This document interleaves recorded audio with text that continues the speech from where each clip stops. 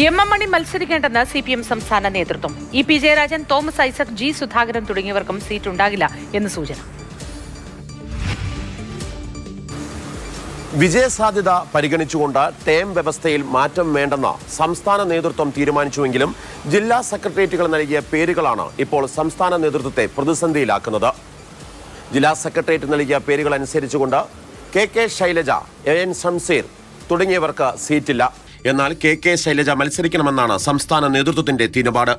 ഷംസീറിനും seat ലഭിച്ചേക്കും.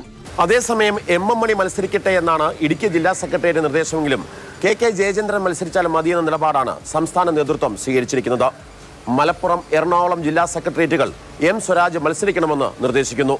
പൊന്നാനിയിലേക്കാണ് സ്വരാജിന്റെ പേര് പരിഗണിക്കുന്നത്. തൃപ്പൂണിത്തുറയിൽ സ്വരാജിന് പകരം വൈപ്പിൻ MLA KN ഉണ്ണികൃഷ്ണനെയാണ് പരിഗണിക്കുന്നത്. വൈപ്പിനിൽ MB ഷൈനി സ്ഥാനാർത്ഥിയാകും. ബുധൻ, വ്യാഴം ദിവസങ്ങളിൽ ചേരുന്ന CPM സംസ്ഥാന സെക്രട്ടേറിയറ്റും സംസ്ഥാന സമിതിയും ഈ വിഷയങ്ങൾ ചർച്ച ചെയ്യും. അതിനുശേഷമായിരിക്കും അന്തിമമായ തീരുമാനമുണ്ടാവുക. Marshal V Sebastian, Mathrubhumi news, Thiruvananthapuram.